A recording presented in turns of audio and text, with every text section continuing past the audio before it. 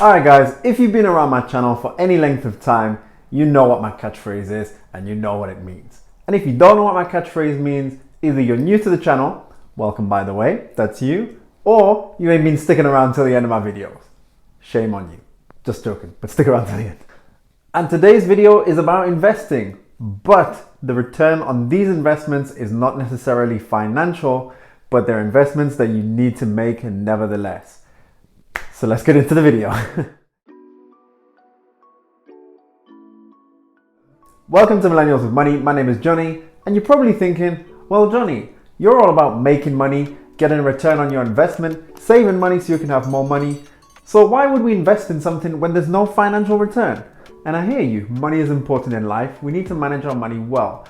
But as much as money is an important tool in building wealth and building the life that we want to live, it's not everything in life. It is just one part of life. And sometimes rather than saving or investing to build that life that we want to live, sometimes we just need to spend a bit of money to have that life that we want to live. Or we need to invest it, but understand that the return is not necessarily financial. Here's what I'm trying to say. If you got money, great. But if you got money and you got no friends, I don't think that's the life that you want to live. Likewise, if you got money, but you got health problems because you didn't take care of yourself at the expense of getting that money, again, I don't think that's the life you want to live. And if you got money, but you missed out on the best years of your life, you missed out on loads of experiences because you were pursuing that money, again, I don't think that's the life you want to live. You're probably starting to see where I'm going with this now. Money is important, but it's only one part of your life. You also need to think about in your life, you need to look after yourself. You need to try and stay healthy best you can. You got friends, you got family that you want to see, you want to spend time with, you want to enjoy those relationships. And you also want to have a bit of fun for yourself. You know, you got things that you enjoy. And surely, yeah, you want to take some time to enjoy, spend time doing what you love doing. Of course, that's not to say go spend your money however you want and do whatever makes you feel good, because you do need to invest, you need to save, you need to budget to be able to construct your financial future. So this brings me to 4 areas that I'm going to talk about where you might want to consider spending your money. Now, for some of these things, there may be a financial return, maybe indirectly, or it may be intangible. For others, maybe not, but all will become clear as I go through the video. So let's get into the 4 areas. Area number 1 is your health and fitness. Now, I understand not everyone watching this video is going to be a sports fanatic or a gym fanatic, but however it is that you stay active, that you stay healthy, that you make sure you feed your body with the right things, it's a good investment. Eating healthily and exercising will help you stay energized, and it will also reduce the risk of illness and maybe diseases later on in life. And I'm sure most of us on here want to live nice, long, healthy lives, so definitely worth investing in your health and fitness. Now, in practice, that might just be spending a bit more money on healthy foods. Depending on where you live, that may be a little bit more expensive than convenience or fast food. Or if you're really into fitness and you really want to take it to the next level, then it might be investing in a good gym membership or buying proper equipment such as shoes or tops and shorts, whatever that may be for you. Let's take the example of a 9-to-5 job. If you eat well, if you exercise and you stay energized, then you give yourself the best chance of being on your top performance at work. That means you'll achieve your goals, you'll get tasks done, and it may mean that you're able to continue up your career trajectory. On the other hand, if you're not on top of your game, then obviously that progression is going to be slower. And if you're not eating well, then you could end up missing days through feeling sick, and it may mean that you're passed up for future opportunities due to your record of illness, which I don't want that for you. Second area is your personal development. Now, all of us have been there when we've reached the end of our school or university days, your academic career, wherever that took you, is that I'm finished. I don't have to study anymore. No more exams, no more learning, that's it. Think again. I'm a big believer in personal development. In everything I do, whether it's YouTube, my day job, playing sports, I want to be the very best. I want to unlock my full potential and give everything I can to it. So that means I need to keep learning. I need to keep growing. I can't just stop and be content with what I have. I have to keep going. In addition, personal development also gives you an insight into yourself. It makes you realize what you like doing, what you're good at, and what you're passionate about. In my case, I really love languages, and part of my personal development is learning to speak languages. So I'd be very happy to paying money for a good language learning course that will help me become fluent in another language. Other examples of personal development could be learning to code. It could be getting a sports coaching qualification, or it could be getting a professional qualification. By investing in your personal development, you're increasing the value that you can bring to others, and trust me, people will notice that. And in the job market, particularly in terms of the professional qualifications, it may mean that you're offered a better opportunity, or you might be able to negotiate a pay rise with your employer, or you may be able to move on to a better paying job. Whatever that looks like for you, it can definitely boost your chances and your value in the job market. The third area is hobbies. Now, if you're watching this video, I'm sure you're a motivated person, you've got goals, you want to work really hard to get them, and trust me, you're gonna get there. I believe in you, you can do it. But let's be real for a second.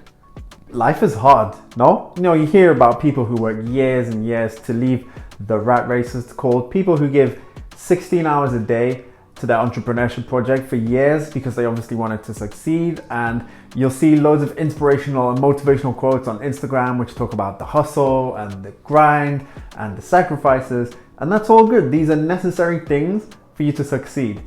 But less talked about things for success is rest and being able to step away from your projects. And you need to enjoy life a little bit. Remember, you only get one.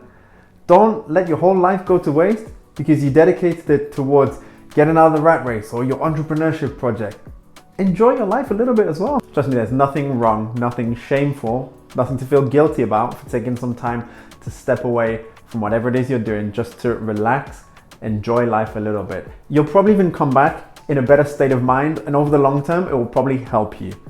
Me, myself, I try and take at least one day off, one full day per week, where I'm not involved in any of my 9-to-5 stuff or any of my side projects, just for me to try and recover, relax, enjoy life a little bit. And as a result of the ongoing health crisis, with a lot of people working from home, maybe having to work flexible working hours to try and get their family commitments met at the same time, a lot of companies are starting to realize this as well and are starting to give employees, you know, sometimes you'll see them take entire days off, or they'll say you got flexible working hours, make sure you take regular breaks, go out, do something you enjoy. You know, it's not just me that's saying this. The big companies of the world are starting to realize the importance of looking after their employees, giving them space, giving them time to take time away from their workplace, to spend time with their family, to do something they enjoy so that they can give their best efforts at work. For me, I like to spend my spare time playing basketball. I used to play competitively, but you know, it's a hobby, I have fun with it as well. So I'm not afraid, I'm not ashamed to go and have a good game of basketball, you know, spend a bit of money on some good equipment so that experience can be the best possible for me to enjoy it. For you, maybe it's a different sport that you play, maybe it's playing video games, maybe doing something artistic, maybe playing a musical instrument. Don't feel ashamed to spend a bit of money on the stuff that you do love. Spend within reason, of course, but you know, you can plan that in your budget, and you can allow yourself a bit of your budget to go and enjoy the things that you like in life. Do make sure that you set a bit of time and a bit of money aside to enjoy the things that you like in life. And I'm only in my 20s right now, but I'm pretty sure that playing sports in my 30s and my 40s is going to be a lot different from what it is now. Nothing like that in my 40s for sure. And the last area I'm going to talk about is friends, family, and relationships. Now, whether you're an introvert or an extrovert, whether you love being around people or you don't particularly like being around people, you need to have people in your life. And believe it or not, people need you in their life. The relationships we have with our friends and our family are priceless. We need people to be able to support us when we're down, who can help us or give us guidance when we're in trouble, who can laugh and joke around with us when we need it, who can celebrate our victories with us. People tend to see relationships with friends and family more as investments of time than they do with money. And even though I'm really frugal, I still set money aside each month to be able to spend that money on or with my friends or my family.